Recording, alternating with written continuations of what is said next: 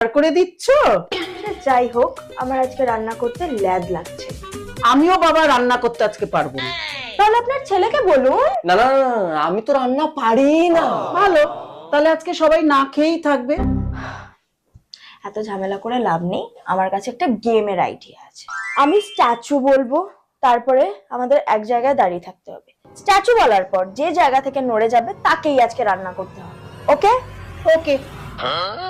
3, 2, 1 statue.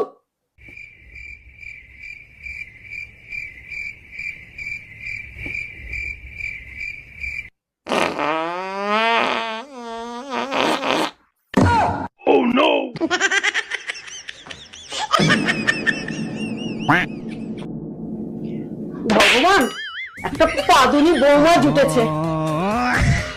এর থেকে ভালো প্রথমেই আমি রান্না করে নিতাম।